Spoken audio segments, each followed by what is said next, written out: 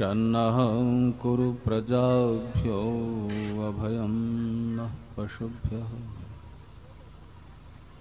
ॐ इमां इन्द्रस्तुतिं जुषस्व प्रसुमामिव उत प्रवर्धयामतिम्।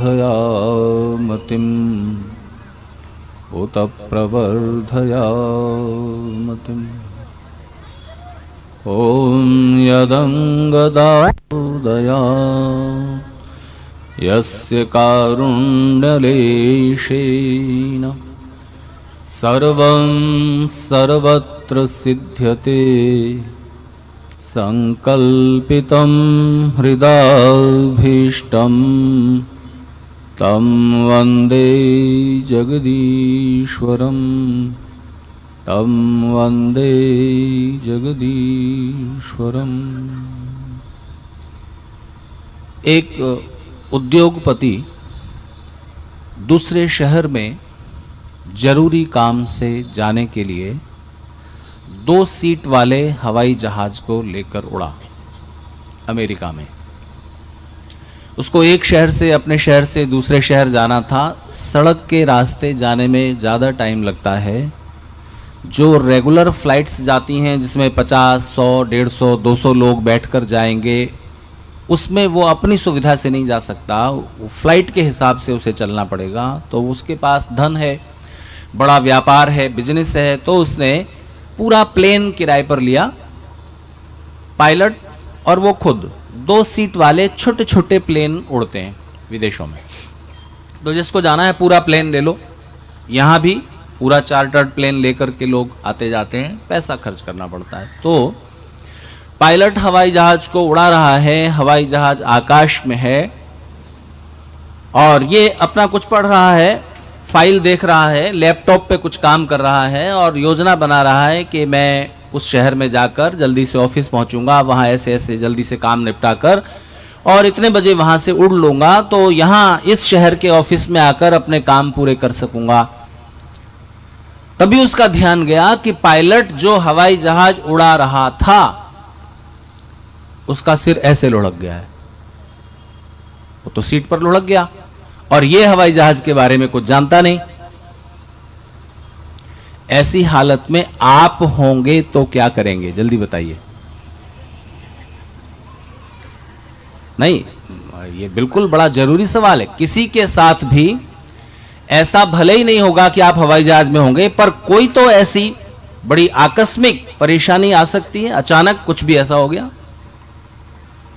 तो क्या करेंगे?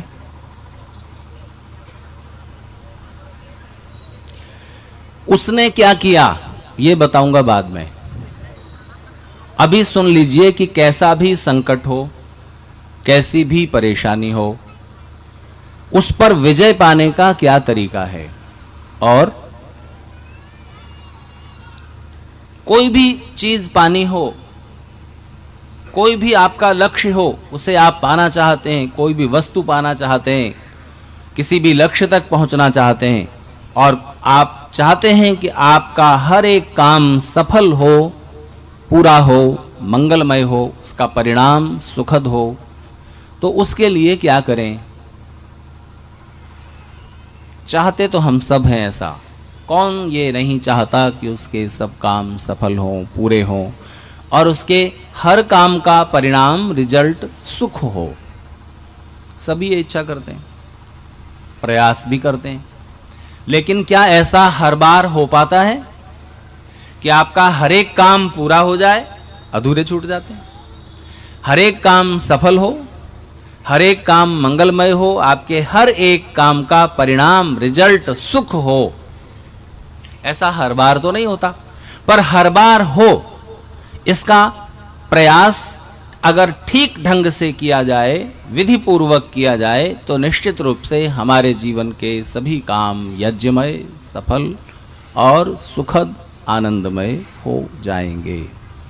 भगवान पतंजलि ने तिनके से लेकर परमेश्वर तक जो भी आप प्राप्त करना चाहते हैं, उसको पाने के लिए जो योग है, जो तरीका है, जो प्रविधि है, जो प्रोसीजर है, उसको नाम दिया है क्रिया योग।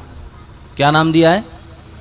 क्रिया योग। उसके कुछ सूत्र हैं और वो सूत्र हैं तपः स्वाध्याय ईश्वर प्रणिधानानि क्रिया योगः। तपः स्वाध्याय ईश्वर प्रणिधान, उनमें सबसे पहला तप है। तप, तप का मतलब गर्मी सहना। ठीक है, तो मैं निवेदन करूंगा उदय जी से और आर्य समाज के अधिकारियों से कि शाम को 2-3 पंखे उधर भी लगा दिए जाएं, ताकि आपकी तप करने की, तप का मतलब होता है कष्ट को, परेशानी को, विघ्न को, बाधाओं को, रुकावटों को, तकलीफों को प्रसन्नता के साथ हंसते हंसते सहन कर पाने की कैपेसिटी, क्षमता, यह होता है तप। द्वंद्व सहनम तप।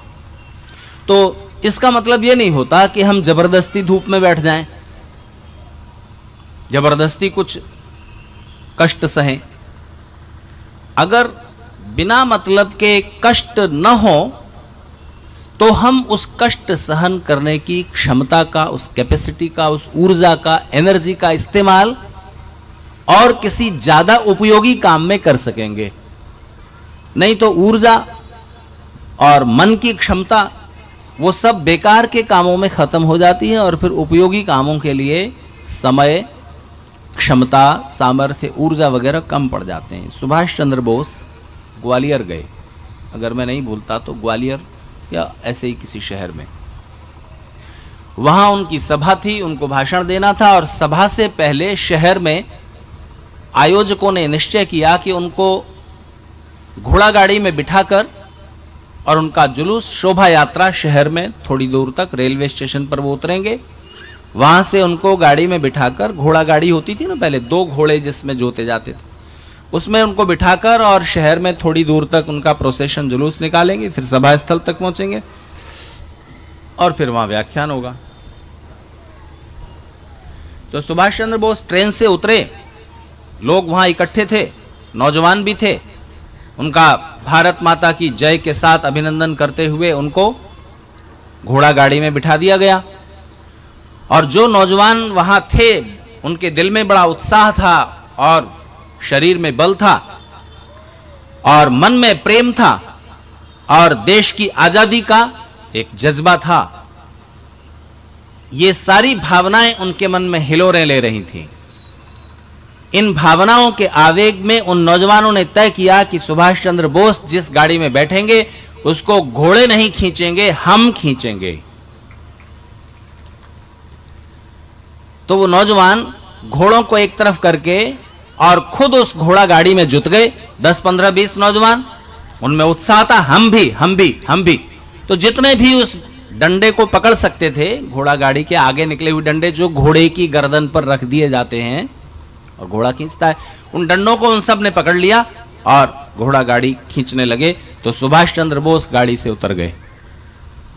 उन्होंने कहा, तुम क्यों खींच रहे हो इस गाड़ी को, घोड़े कहां हैं? उन्होंने कहा, घोड़े रहे उधर, लेकिन हम खींचेंगे, हम है ना, हम खींचेंगे, हमारी भुजाओं में ताकत है, हमारा आपके प्रति प्रेम है, सम्मान है और हम चाहते हैं कि हम खींच कर ले चलें। तो अपनी श्रद्धा को, प्रेम को, सम्मान को प्रकट करने का यह तरीका उन नौजवानों के मन में था, तो वो खुद खींचना चाहते थे। सुभाष चंद्र बोस ने कहा कि नहीं, मैं इस गाड़ी में नहीं बैठूंगा, घोड़े ले आओ।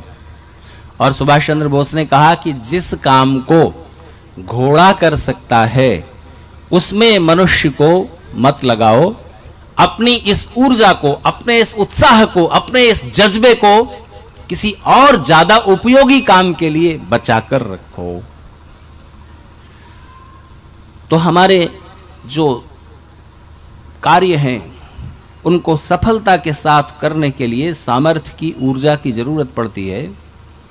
उसमें जो सबसे पहला जो हमारा मनोभाव और शरीर का बल लगता है वो है तप। और तप कई प्रकार के हैं, शरीर का है, बौद्धिक है, मानसिक है और वाणी का तप भी होता है। तो शरीर का तप है कि शरीर को भूख लगेगी, शरीर को गर्मी लगेगी, शरीर को सर्दी लगेगी, शरीर थक जाएगा। लेकिन जरूरत पड़े तो थके हुए शरीर के बाद भी हम कार्य में जुटे रह सकें। अगर जरूरत पड़ती है तो भोजन बाद में करेंगे, पहले इस काम को पूरा कर दें, या भोजन नहीं मिल रहा है आज, कोई बात नहीं, भूखे रहना पड़ रहा है, तो भी हमें कार्य को प्राथमिकता देनी होती है। सर्दी लग रही है, लगे, गर्मी लग रही है, लगे, भूख लग रही है, लगे, नींद आ रही है, आए, थक गए हैं, हुआ करे। इन सारी शारीरिक बाधाओं को दूर करके, इनको पराजित करके, इन पर विजय पाकर, इनके होते हुए भी प्रसन्नता के साथ कार्य में जुटे रहना, अपने लक्ष्य की ओर बढ़ते रहना, यह शारीरिक तप है। वाणी का तप है अपने साथियों को, जो उस बड़े लक्ष्य को प्राप्त करने में आपके सहायक हैं, चाहे आपके कर्मचारी हैं, चाहे आपके अधीनस्थ लोग हैं, चाहे आपके बराबरी के लोग हैं, आपके साथ काम करने वाले, उनको वाणी से कुछ ऐसा मत कहना जिससे उनके मन को ठेस लगे, उनके सम्मान को, उनकी ईगो हर्ट हो जाए। हो सके तो वाणी से कुछ ऐसा बोलना जिससे कि उनके मन में उमंग जग जाए।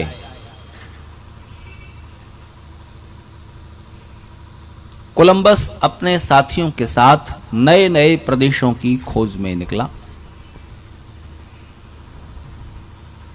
भारत की खोज भी उसके सपनों में थी, और जब वो अपनी बड़ी सी नाव में, जिसको लोग मिलकर ऐसे पानी को धकेलते हैं ना, पीछे चप्पू चलाते हैं, पतवार, ऐसे पीछे को पानी धकेलते हुए आगे बढ़ते हैं, तो बहुत सारे साथी मिलकर के, यानी एक चप्पू है बहुत बड़ा, जैसे बांस है ना इतना बड़ा, उसके साथ वो इतना बांधा हुआ है लकड़ी का, वो जो कि पानी को पीछे करेगा, और बांस को मिलकर लोग पीछे करेंगे, तो 3-4 लोग मिलकर एक चप्पू चला रहे हैं, इधर दूसरे मिलकर चला रहे हैं। इस तरह से 20 लोग 30 लोग मिलकर उसको चलाते थे, तो समुद्र की लहरों में आगे बढ़ते जा रहे हैं, बढ़ते जा रहे हैं। समुद्र में जब यात्रा की जाती है तो एक मुश्किल तो यह आती है कि समुद्र के पानी को पिया नहीं जा सकता, और यह सलाह दी जाती है कि भले प्यास से मर जाना, पानी नहीं है तो प्यास से मर जाना, लेकिन समुद्र का पानी मत पीना, क्योंकि उस प्यास की हालत में समुद्र का पानी पी लिया तो पेट में इतना भयंकर दर्द उठेगा कि उससे मरोगे। तो प्यास से मर जाना ज्यादा सरल है, तब प्यास भी लग रही होगी और पेट में दर्द भी हो रहा होगा, कष्ट डबल हो गया ना, तो पानी मत पियो। लेकिन पानी थोड़ा था, दिन में 2 बार 3 बार इतना इतना पीने को मिलता था। भोजन जो खाने का साथ लेकर चले थे वो भी धीरे धीरे खत्म हो रहा है, और उस समुद्र में कोई भी द्वीप, कोई देश नजर नहीं आ रहा, कोई धरती का किनारा नहीं। सब थक गए हैं, परेशान हैं, और समुद्र में लहरों पर वो नाव ऐसे ऐसे होती है, तो उससे जो कुछ खाया पिया है वो बाहर आना चाहता है, उल्टी होने लगती है, सी सिकनेस उसको बोलते हैं, चक्कर आने लगते हैं। उतनी सारी समस्याओं से जूझ रहे हैं वो नाविक कोलंबस के साथी, और साथ ही एक कष्ट और है, सी सिकनेस तो है ही, भोजन की कमी तो है ही, समुद्र में जो तकलीफ होती है, ऐसे पेट हिलता है, उल्टी सी आती है, चक्कर आते हैं, वो तो है ही, होम सिकनेस और है। पत्नी की याद आ रही, बच्चों की याद आ रही, माता पिता की याद आ रही, कब घर वापस पहुंचेंगे, पता नहीं पहुंच भी पाएंगे कि नहीं पहुंच पाएंगे। कैसी उलझन में पड़ गए इस कोलंबस की बातों में आकर के, सारे नाविक मन में सोच रहे हैं। कोलंबस लेटा हुआ है आंखें बंद करके, वो भी नाव चलाता है, लेकिन बारी बारी से चलाते हैं सब लोग। जब कुछ टीम थक जाती है, एक तो दूसरे चलाती है, तो ये अपनी बारी पर नाव चलाएगा, ये लीडर है नाव का, उस जहाज का, लेकिन ये अभी थक गया है, नाव चला चला कर दूसरे साथी चला रहे हैं, और ये लेटा हुआ है आंखें बंद किए हुए, कुछ सोच रहा है। नाविकों ने समझा सो रहा है, सब साथियों ने सोचा सो रहा है, तो वो आपस में बात करने लगे कि इस कोलंबस ने कैसा फंसा दिया मुसीबत में, खामोखा चल पड़े नए देश की खोज में कि सोना मिलेगा, मसाले मिलेंगे, लौट करके आएंगे, सम्मान मिलेगा, मालाएं मिलेंगी, प्रतिष्ठा मिलेगी, सारे देश में ख्याति हो जाएगी, वाह वाह ये नाविक जिन्होंने देश खोजा है नया एक। लेकिन पता नहीं कोई देश मिलेगा कि नहीं मिलेगा नया। अपना देश छोड़ बैठे, वहां अपना सुख से होते, चैन से होते, यहां थक गए हैं, नींद आती है, सो नहीं पाते, पता नहीं पत्नी बच्चे किस हालत में होंगे, हम अपने घर पहुंच पाएंगे कि नहीं पहुंच पाएंगे।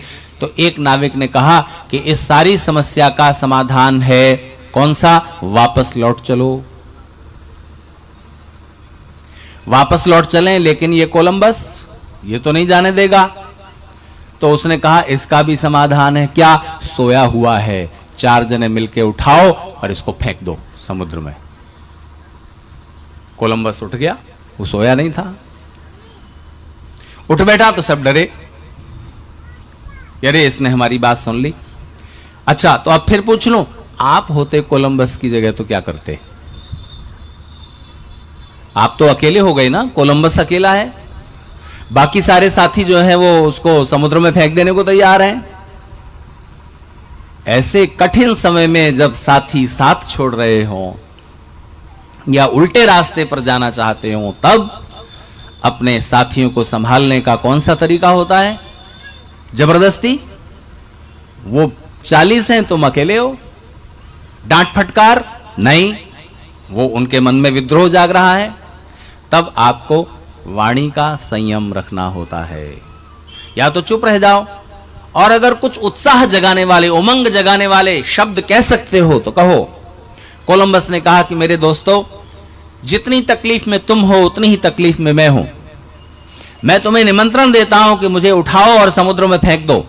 मेरी तकलीफों का अंत तो अभी हो जाएगा, लेकिन जरूरी नहीं है कि तुम वापस लौट सको। तुम्हें दिशा पता है? कौन सी दिशा में अब तुम्हारा देश है? और ये भोजन जो है उतना ही है, वापस जाते जाते भी ये रास्ते में खत्म होगा। इससे अच्छा है कि हम उसी दिशा में बढ़ें जिधर कोई नया देश है। जब कोई नया देश खोज करके हम लौटेंगे तो स्पेन की महारानी कितना खुश होंगी, हमारे देश के लोग कितना खुश होंगे, दुनिया में तुम्हारा नाम होगा।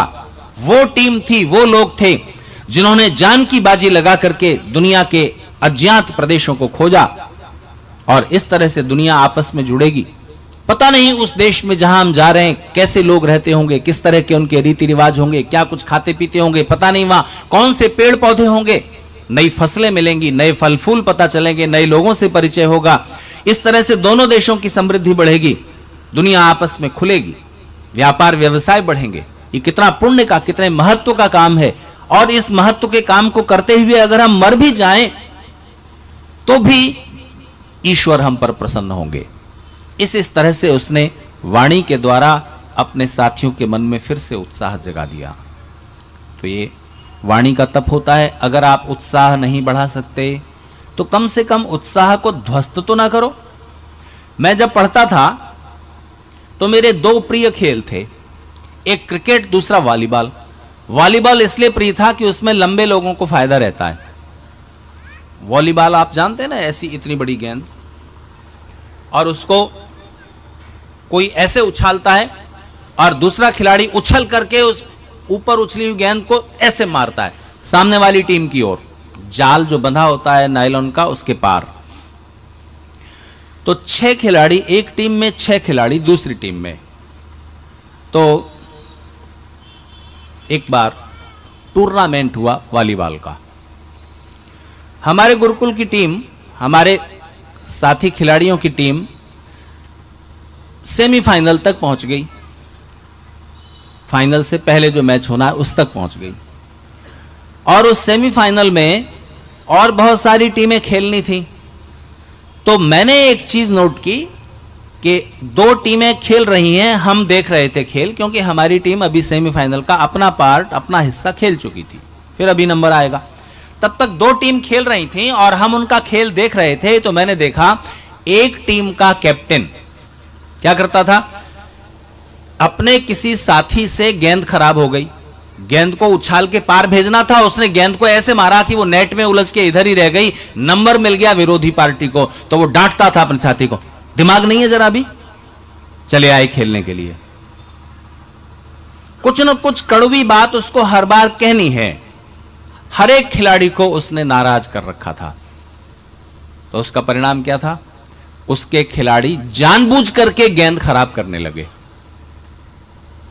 दूसरी टीम का कैप्टन अगर किसी से कोई गलती हो भी जाती थी तो कहता था कोई बात नहीं, शाबाश, बहुत अच्छा खेल रहे हो, लेकिन थोड़ा और जरा जम के खेलो, ऐसे नहीं खेलना है, जो तुमने गेंद को उठाया ना इस तरह नहीं, नीचे वाले हाथ करके ऐसे उठाना था, तुमने उसको इस तरह मारना चाहा, इसीलिए फेल हो गए, अगली बार देखना फिर आएगी गेंद तुम्हारे ऊपर, अगली बार। इस तरह से वो उमंग जगा देता था और उस खिलाड़ी के स्वाभिमान को जागृत कर देता था, स्वाभिमान को ध्वस्त नहीं करता था। तो वाणी का तप। तीसरा होता है मन का। मन का तप कौन सा है? सबसे बड़ा तप है मन का, जिसके बिना आप जीवन के किसी भी बड़े कार्य को सफलता के साथ नहीं कर सकते। सोचिए कौन सा? मानसिक तप सबसे पहला होता है बोर हो सकने की क्षमता मन में जगाना। बोर होना समझ रहे हैं ना? ऊब जाना। आप किसी भी कठिन काम को करेंगे, कोई भी एक कठिन किताब पढ़ेंगे, कोई भी बात समझना चाहेंगे, खाना बनाना चाहेंगे, कहीं जाना चाहेंगे, तो उस कठिन काम को करने में परिश्रम लगता है, इसलिए मन ऊबने लगता है। छोड़ो ना, बहुत हो गया। कोई भी कठिन किताब बच्चे पढ़ते हैं, पढ़ना चाहते हैं क्या बताइए? आधा घंटे में ऊब जाते हैं, हो गया। अच्छा, खेलते हुए नहीं ऊबते, गप्पे लगाते हुए नहीं ऊबते। आप लोग भी कोई कठिन बात जैसे ही समझाना शुरू हो वैसे ही बोर होने लगेंगे। तो ध्यान दीजिए, दुनिया में जितने भी काम आपको करने हैं, दुनिया में जितने भी काम करने हैं, उनके दो डिवीजन हैं, दो वर्ग हैं, दो कैटेगरीज। कौन कौन सी? एक तरह के काम वो हैं जिनको करने में मन अपने आप लग जाएगा, सबका। एक तरह के काम वो हैं जिनको करने में मन अपने आप लग जाएगा, मन को लगाने की कोशिश नहीं करनी पड़ेगी। दूसरी तरह के काम वो हैं जिनको करने में मन अपने आप कभी नहीं लगेगा, बड़ी ताकत से, विल पावर से, इच्छा शक्ति से मन को जबरदस्ती लगाना पड़ेगा। दो तरह के काम हैं। उनमें फर्क क्या है? फर्क यह है कि जिन कामों को करने में, ध्यान दीजिए, जिन कामों को करने में मन अपने आप लग जाता है, उन कामों को करने के बाद क्या मिलता है? जिन कामों को करने में मन अपने आप लग जाता है, उन कामों को करके मिलता है सिर्फ मनोरंजन और कुछ नहीं। क्या मिलेगा? सिर्फ मनोरंजन। गप्पे लगाते रहिए, टीवी देखते रहिए, खेलते रहिए, कुछ करते रहिए, सब मनोरंजन में मन को लगाना नहीं पड़ता, अपने आप लग जाता है। लेकिन वो काम करके, उसमें समय खर्च करके आपको हाथ में क्या लगता है? कुछ नहीं, नथिंग, सिर्फ मनोरंजन, एंटरटेनमेंट। और जिन कामों को करने में मन अपने आप नहीं लगता, कोशिश करके लगाना पड़ता है, उन्हीं कामों को करके क्या मिलता है? कुछ अचीवमेंट, कुछ उपलब्धि, कुछ आप हासिल करते हो। चाहे धन, सुबह से शाम तक बैठा है व्यापारी दुकान पर, अपने ऑफिस में, अपनी फैक्ट्री में, मजदूर लगा हुआ है काम में, अध्यापक पढ़ा रहा है, डॉक्टर बैठा हुआ है अपने क्लिनिक में, सब काम करने में परिश्रम है। और जिसमें परिश्रम है, चाहे बुद्धि का हो, चाहे शरीर का हो, उसमें मन अपने आप नहीं लगेगा, लगाना पड़ेगा।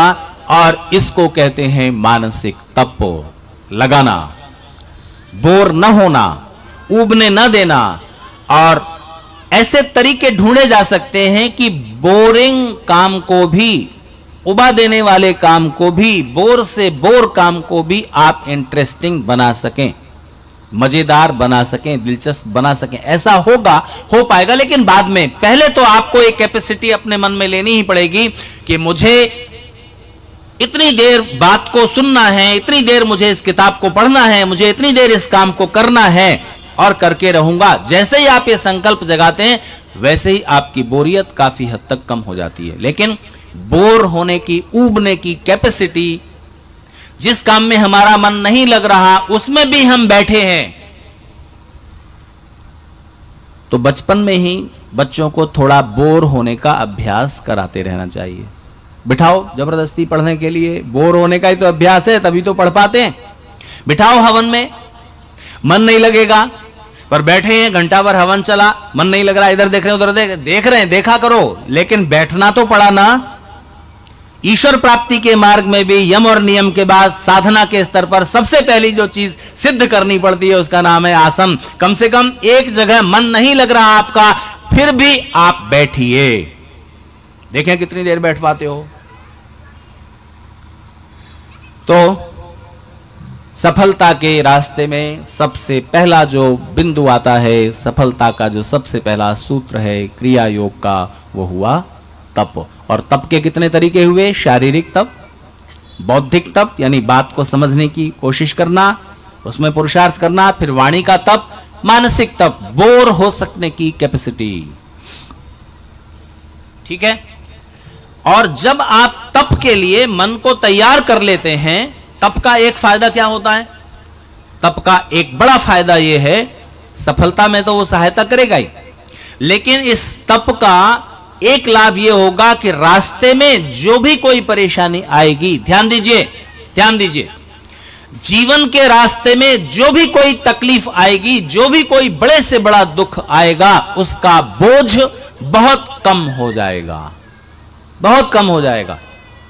फिर कहूं, जीवन के रास्ते में या लक्ष्य प्राप्ति के रास्ते में जो भी परेशानियां आएंगी, जो भी तकलीफें आएंगी, उन तकलीफों को आप हंसते हंसते सह लोगे अगर आपने अपने मन को पहले से तप करने के लिए तैयार कर लिया। उदय जी कितने वक्त तक बोलना है? अनंत काल तक। बोर होने को तैयार रहिए, ठीक है? तो चलिए आगे। बड़ी से बड़ी तकलीफ, बड़े से बड़ा दुख हल्का हो जाएगा अगर आपने रास्ते में आने वाली कठिनाइयों को सहने के लिए मन को सजेशन दे दिया, सुझाव दे दिया कि ये तकलीफें आएंगी और मैं उनको सहूंगा, मुझे इस लक्ष्य को पाना ही है, मुझे ये काम करना ही है। तो उसके लिए क्या करें? अपनी कल्पना में जो कुछ भी रास्ते में कठिनाइयां आ सकती हैं वो सोच लीजिए, क्या क्या परेशानियां आ सकती हैं। जैसे आपको यहां से दिल्ली जाना हो, दिल्ली जाना हो तो उसकी तैयारी करेंगे ना। अभी सर्दी पड़ रही है, उधर गर्म कपड़े रख लेना, ठीक है, कंबल भी रखना, साड़ियां 2-4 रख लेना, सूट रख लेना, कपड़े जो भी आपको सामान रखना है, खाने पीने की चीज रख लेना, ठीक है, पर रिजर्वेशन भी करा लेना, सीट है ना, सुख के सुविधा के सारे इंतजाम करना। पर एक जरूरी तैयारी हम भूल जाते हैं किसी बड़ी यात्रा पर, किसी बड़े लक्ष्य को करते हुए, पाने के लिए निकलते हुए। कौन सी तैयारी? कौन सी तैयारी? अगर दिल्ली जाना जरूरी है, मान लीजिए आपका कोई रिश्तेदार बीमार है, आखिरी क्षणों में है और आपको उससे मिलना जरूरी है, इतना जरूरी काम है, तो आपको पहुंचना ही पहुंचना है, ठीक है? तो फिर मन को इस बात के लिए भी तैयार रखना होगा कि अगर रिजर्वेशन नहीं मिला, सोने के लिए बर्थ नहीं मिली, तो तब भी हम जाएंगे, ठीक है, टॉयलेट के पास बैठे चले जाएंगे। मेरे एक रिश्तेदार हैं, उनको व्यापार के काम से जरूरी यात्राएं करते रहनी पड़ती हैं और बहुत बार रिजर्वेशन कंफर्म नहीं होता, तो उन्होंने यात्रा का सूत्र बनाया हुआ है, बर्थ कंफर्म नहीं है तो कोई बात नहीं, अर्थ कंफर्म है, जमीन। लेट जाएंगे, नहीं लेट पाए तो बैठे रहेंगे, नहीं बैठ पाए तो खड़े रहेंगे, पर जाना है तो जाना है और इसी ट्रेन से जाना है क्योंकि यही टाइम पर पहुंचाएगी, ठीक है? तो कौन सा तरीका हुआ तैयारी का सबसे जरूरी? खाना भी रखना, रिजर्वेशन भी कराना, कपड़े भी रख लेना। पर मान लीजिए सामान चुर गया रास्ते में, मान लीजिए टिकट घर पर भूल गए और स्टेशन पर आ गए और ट्रेन तो चलने को है और आप अगर ये ट्रेन मिस कर देंगे तो आप समय पर नहीं पहुंच पाएंगे, तो बिना टिकट भी चढ़ना है, देंगे पेनल्टी, देंगे जुर्माना, कोई बात नहीं। खाना भूल आए, खाना खराब हो गया, जो रखा था भोजन, रास्ते में अपना गुजराती स्टाइल का नहीं मिल रहा है, तो जो कुछ भी उल्टा सीधा मिलेगा, खराब तेल में तला हुआ, कैसा भी खाएंगे, सहेंगे, पर पहुंचेंगे, ठीक है?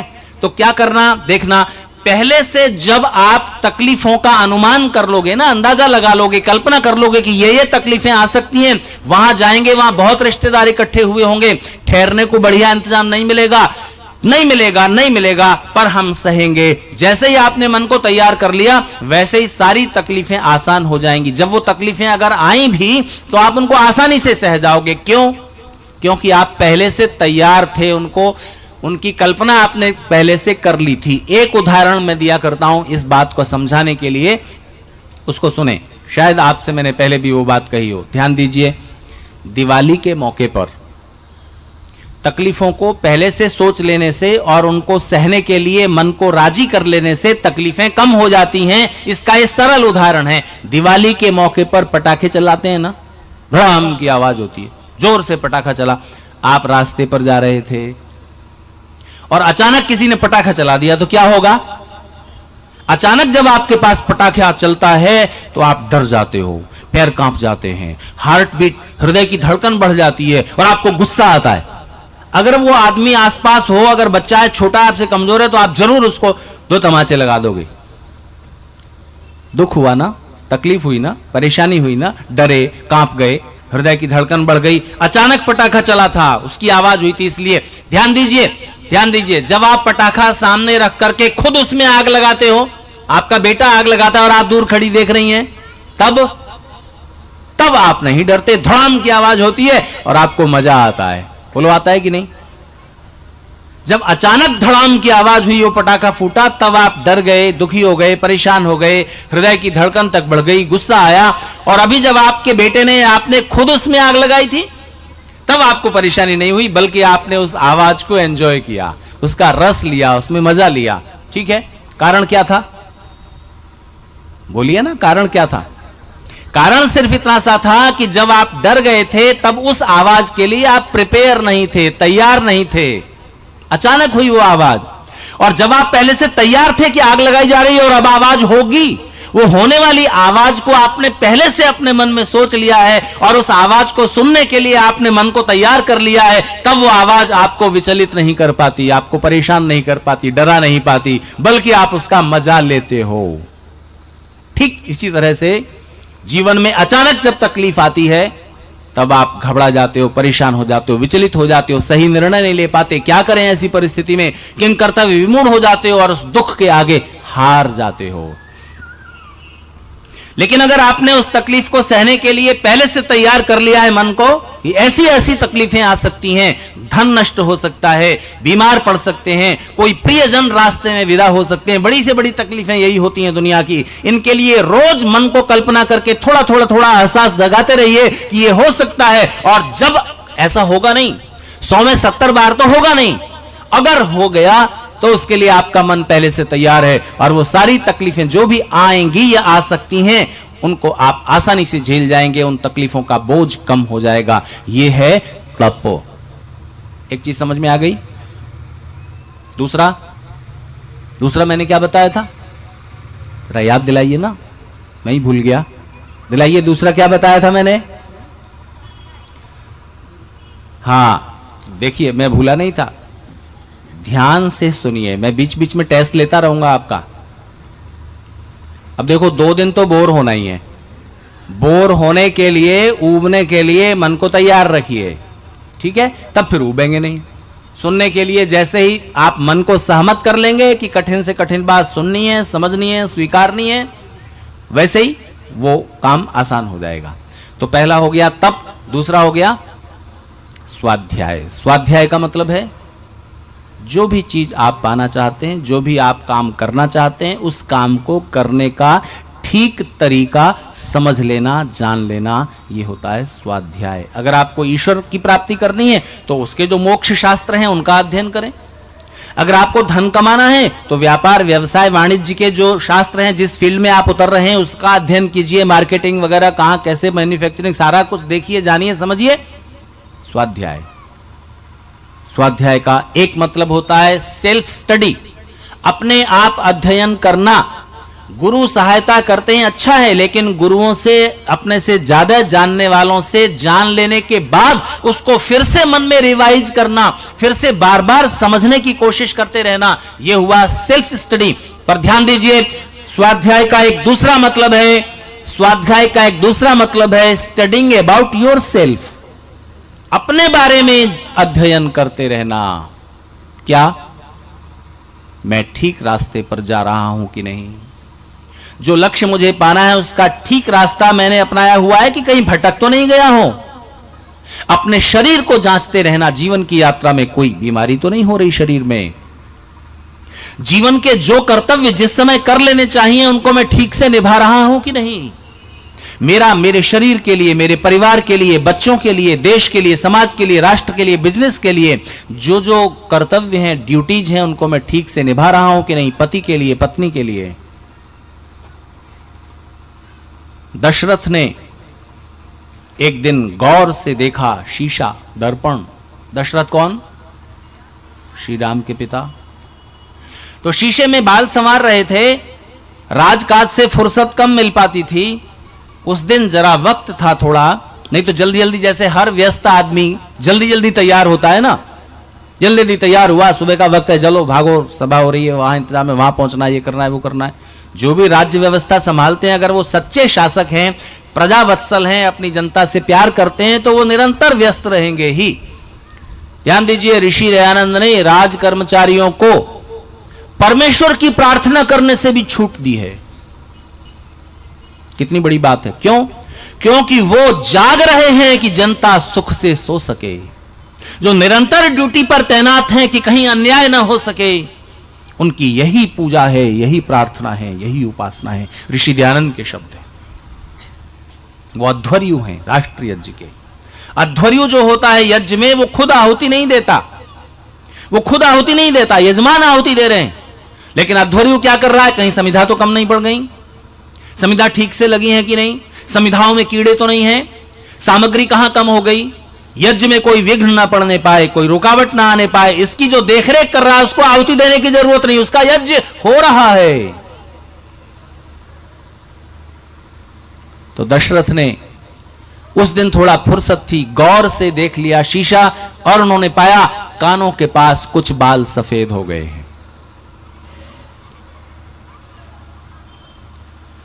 तो क्या हुआ जरा बताइए फिर। अरे कानों के पास सफेद बाल दिख जाएं तो फिर क्या सोचना चाहिए व्यक्ति को, कौन सा हेयर डाई बढ़िया है? नहीं, दशरथ ने कुछ और सोचा। दशरथ ने सोचा अब कानों के पास बाल सफेद हो चले हैं, अब मेरा कर्तव्य बनता है कि अब आने वाली पीढ़ी को राज्य का उत्तराधिकार, जिम्मेदारियां संभालने योग्य कर दिया जाए, ताकि हम और बड़े लक्ष्य की ओर बढ़ सकें। तो आयु के जिस भाग में, जिस परिस्थिति में, जिस समय जो कर्तव्य बनता है उसको जांचते रहना, आप कभी रास्ते से नहीं भटकेंगे, ठीक लक्ष्य की ओर चलते रहेंगे। इसका नाम है स्वाध्याय। तप कर लिया, पुरुषार्थ करने में जो तप था वो किया, प्रयत्न करने में, स्वाध्याय करते रहे, लगातार जांचते रहे, ठीक मार्ग पर चलते रहे। एक चीज और जोड़नी होगी, लक्ष्य पर बढ़ने से पहले, कोई भी काम करने से पहले ईश्वर प्रणिधान करना, और जब काम पूरा हो जाए तब ईश्वर प्रणिधान करना, और कार्य करते हुए ईश्वर प्रणिधान करना। तो आप कहोगे कि फिर हम ईश्वर से ही प्रणिधान करते रहेंगे, कुछ और नहीं करेंगे? नहीं, सब कुछ करते हुए ईश्वर प्रणिधान, यही तो बात है। फिर जैसे ही आप कोई कार्य शुरू कर रहे हैं उससे पहले ईश्वर प्रणिधान करें, दो स्तरों पर। ध्यान दीजिए, ईश्वर प्रणिधान का अर्थ होता है ईश्वर में रख देना, निधान, प्रणिधान, अच्छी तरह से रख देना ईश्वर में। क्या रख देना? लड्डू, पेड़ा, जलेबी, वही तो करते हैं हम हिंदू लोग। क्या करते हैं? जो कुछ भोजन बना, उठाया उसका कुछ हिस्सा, और ईश्वर की जो भी आपने कल्पित तस्वीर, प्रतिमा बना रखी है वहां रख दिया। ये ईश्वर प्रणिधान का न समझा हुआ तरीका। ईश्वर प्रणिधान का मतलब है जिस कार्य को आप करना चाहते हैं वो कैसे किया जाए, उसका सही मार्ग क्या है, ठीक रास्ता क्या है, ठीक दिशा क्या है, ये ईश्वर से पूछ लो ना जरा। तुम्हारी बुद्धि तो थोड़ी है, हमारे ज्ञान की और शक्ति की सीमाएं हैं, परमेश्वर का ज्ञान असीम है। हम यहां तक देखते हैं, वो दूर तक देखता है, वो दूर तक देखता है। इसलिए उससे पूछोगे तो वो रास्ता एकदम परफेक्ट होगा। कैसे पूछो? गायत्री मंत्र याद है ना? अर्थ सहित बोलना, कहना हे प्रभु धियो यो न प्रचोदयात्, पर्टिकुलर जो ये काम मैं करने जा रहा हूं, करने जा रही हूं, उसका ठीक मार्ग मुझे बताएं। मेरे बुद्धि और मन को धिया प्रचोदयात्, ठीक दिशा में ले चलें, ठीक रास्ते पर ले चलें, पूरे जीवन को ठीक दिशा में ले चलें, सुख और उन्नति सौभाग्य की दिशा में ले चलें। एक तो ईश्वर प्रणिधान का ये रूप है। कौन सा? ईश्वर से पूछना सही रास्ता। कुछ देर बैठकर गायत्री जाप करें तो आपको विशेष प्रेरणा मिलेगी ईश्वर की ओर से, विशेष प्रेरणा।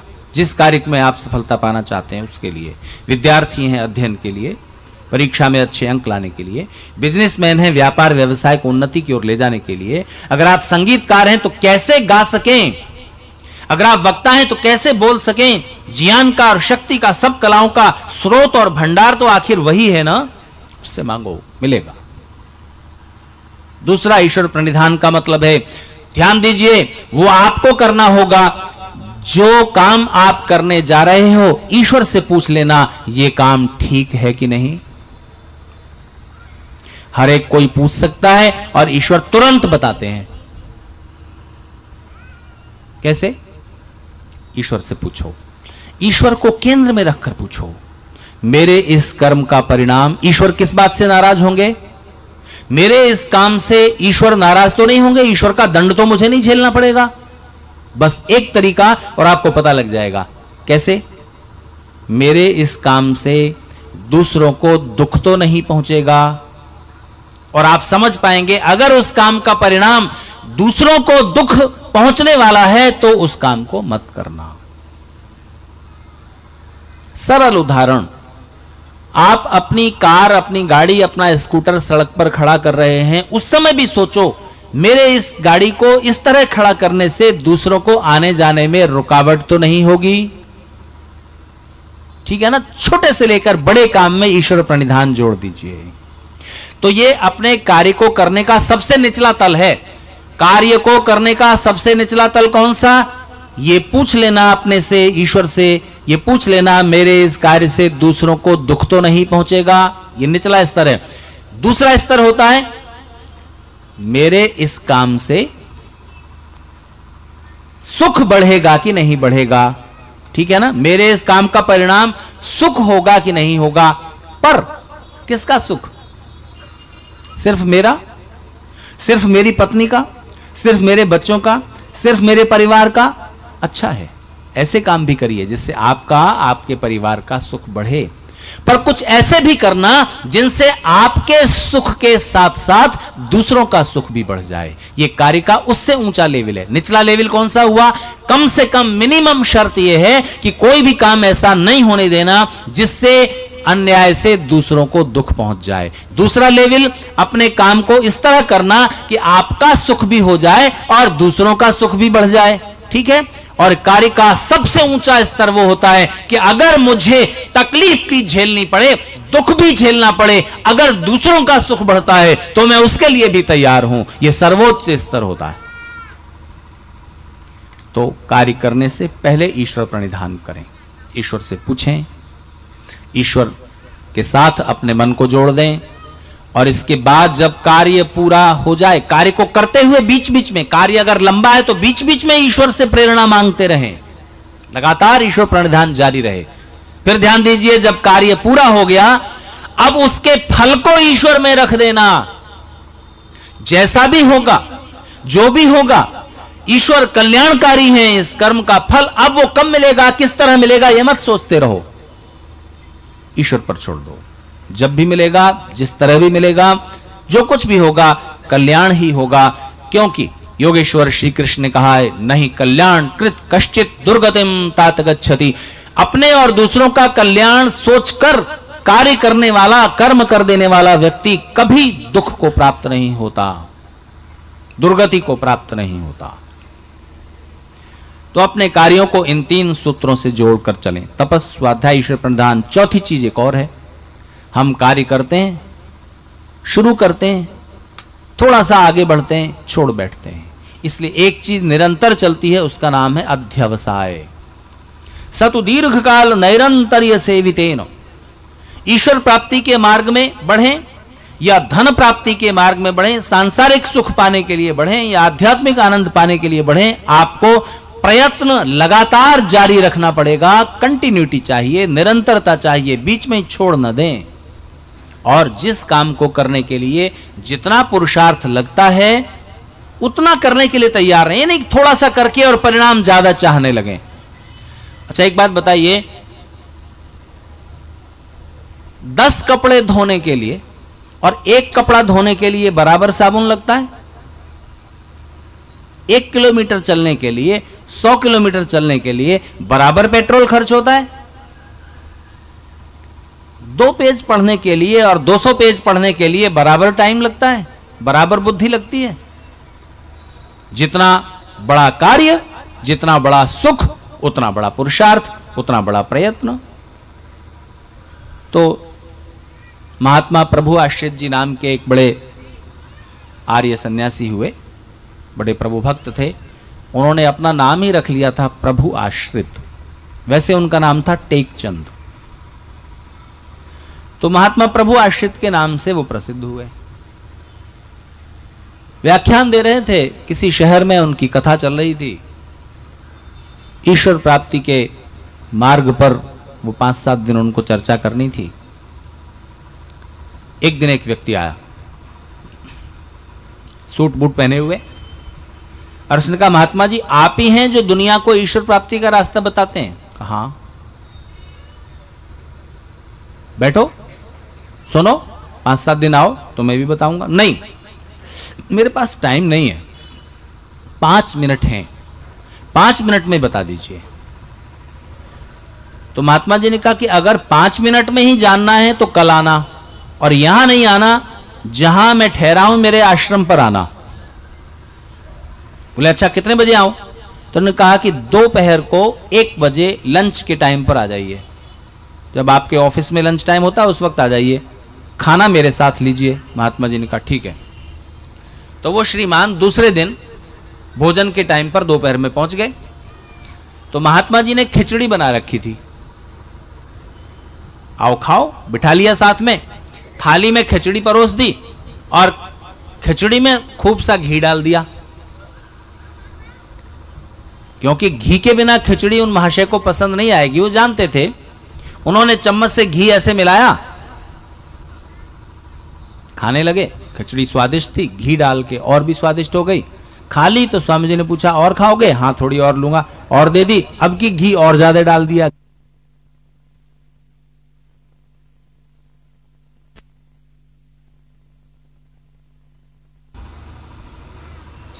स्वामी जी ने अपनी थाली उठा ली और नल पर जाके उसको साफ करने लगे। तब इनको भी होश आया कि यहां आश्रम में कोई नौकर वोकर नहीं है, कुटिया में स्वामी जी अकेले हैं, तो मेरी झूठी थाली स्वामी जी धोएंगे तो नहीं, ठीक है अपनी खुद धो रहे हैं। तो इन्हें होश आया कि मुझे भी यहां अपनी ये थाली खुद ही धोनी पड़ेगी। तो फिर लौट के आए, अपनी थाली उठाई। स्वामी जी तब तक अपनी थाली धो चुके थे। इन्होंने अपनी थाली में पास में राख रखी हुई थी, राख समझते हैं ना, लकड़ी की राख रखी हुई थी। उन दिनों ये विम वगैरह ये सब नहीं थे, तब की बात है। तो राख उठाई, इतनी सी, कभी बर्तन मांजे नहीं थे, घर में पत्नी धो देती, नौकर धो देता। तो उन्होंने इतनी सी चुटकी भर राख उठाई, थाली में डाली, तो उसमें तो घी लगा हुआ था और राख तो चिपक गई। फिर अपना हाथ भी ऐसे किया तो हाथ में भी राख लग गई। अब हाथ से भी नहीं छूट रही, धो रहे हैं पानी के नीचे, राख नहीं छूट रही, पानी डाल रहा है लेकिन राख उसी में, हाथ भी। बड़ा परेशान है, कैसे करें? तो स्वामी जी ने देखा, उन्होंने कहा कि जितना घी इसमें चिपका रह गया है उसी अनुपात से राख डालनी पड़ेगी, इसमें इतनी भर के डालो, जरा डालो डालो। दी उन्होंने, कहा कि अब जरा ऐसे करके यूं करो, जैसे ही थाली में पूरी इतनी सारी राख करके यूं किया, सारा घी उसके साथ चिपक कर बाहर आ गया। कहा कि अब धो, ठीक है, अब दोबारा दूसरी ताजी राख लो, नहीं, फिर लगाओ, बस 2-3 बार में थाली साफ हो गई। फिर स्वामी जी ने कहा कि देखो, जब थाली में इतना घी चिपका हुआ है तो चुटकी भर राख से वो साफ नहीं होगा, बल्कि वो राख ही उसमें चिपकी रह जाएगी। इसलिए 3 बार गायत्री मंत्र बोल के समझते हो कि परमेश्वर तुम्हें सारे बुद्धि और मन के बल दे दे। एक बार विश्वानी देव बोलकर समझते हो कि सारे दुरित दुर्गुण दुर्व्यसन दुख सब दूर हो जाएं और जो कुछ भी सुख कल्याण वो प्राप्त हो जाए। प्रार्थना जरूर है, पर नियम है न्याय का, जितना करोगे उतना मिलेगा, जैसा करोगे वैसा मिलेगा। तो फिर जितना बड़ा आनंद आप चाहते हैं, जितना बड़ा सुख चाहते हैं, उतना बड़ा पुरुषार्थ करने के लिए तत्पर रहें। तपः स्वाध्याय ईश्वर प्रणिधान अध्यवसाय निरंतर करते रहना, उसमें बीच में रुककर थक कर बैठना जाना जब तक लक्ष्य प्राप्त न हो। तो अब आते हैं उस बात पर कि उस हवाई जहाज में बैठे हुए उद्योगपति ने क्या किया और आप क्या करते। हर एक आस्तिक व्यक्ति, किसी भी धार्मिक संप्रदाय को मानने वाला हो, कोई परम शक्ति है ऐसा विश्वास करता है ना। और जो लोग जीवन भर कभी ईश्वर का स्मरण नहीं करते, वो कब याद करते हैं, जब बड़े संकट में फंसते हैं, तब तो जरूर ईश्वर याद आ जाता है, जब मृत्यु सामने है। तभी मैंने पूछा था आप होते तो क्या करते। ज्यादातर लोग, ऐसा संकट आता है जिसमें तत्काल मृत्यु नहीं है पर संकट है, बड़ा संकट है, तो ईश्वर को याद करते हैं। लेकिन ऐसा संकट आ गया कि सामने ही मृत्यु खड़ी है, बस अभी कुछ पल हवाई जहाज आसमान में है, पायलट को हार्ट अटैक आ गया है, उसका सिर लुढ़क गया है, क्या करूं क्या न करूं, तब कुछ याद नहीं आता, घबरा जाते हैं ज्यादातर लोग। बस ऐसे समय में भी ईश्वर प्रणिधान स्मरण रखना। अभी 6-8 महीने पहले उत्तर प्रदेश में आगरा से मथुरा जाते हुए एक कार में आग लग गई और सारे न्यूज चैनल पर वो सीन दिखाया गया। पता नहीं कैसे, उस वक्त किसी टीवी चैनल की गाड़ी थी वहां, वो भी जा रहे होंगे क्या, कैसे कार जल रही, कार में आग लग गई और उसमें जितने लोग हैं बचाओ बचाओ चिल्ला रहे हैं, किसी को बचाया नहीं जा सका। थोड़ी देर के लिए, ऐसा होगा नहीं आपके साथ, पर थोड़ी देर के लिए कल्पना करके देखो, आप उस कार में हो और आग जल रही है, आप क्या करोगे। ऐसे समय में ईश्वर प्रणिधान कर पाए तो समझना कि आस्तिक हो सच्चे, और ऐसे समय में तुम ये समझ पाए ठीक है जल जाएंगे, मृत्यु होगी ही, और तब आप ऋषि दयानंद की तरह कह सको, आहा ईश्वर तूने अच्छी लीला की। मृत्यु के भय के पार उठ जाता है व्यक्ति, सब दुखों के पार हो जाता है जिसने सचमुच जीवन भर ईश्वर प्रणिधान किया, और वो घबराता नहीं फिर किसी भी परिस्थिति में। ये सच्चे आस्तिक के लक्षण है। तो उस उद्योगपति ने क्या किया, शुरू में तो घबराया, अरे ये क्या हुआ, लेकिन अब आसमान में है, अभी हवाई जहाज उड़ तो रहा ही है, एकदम से जमीन पर तो नहीं आ गया पायलट, क्योंकि बहुत कुछ व्यवस्था हवाई जहाज में कंप्यूटराइज्ड होती है, बहुत कुछ नीचे से संचालित हो रहा होता है, नीचे से कंट्रोल हो रहा होता है हवाई जहाज भी, और अब तो बिना आदमी के चलने वाले हवाई जहाज भी हैं, नीचे से रिमोट से ही उड़ रहे होते हैं, रिमोट कंट्रोल से ही।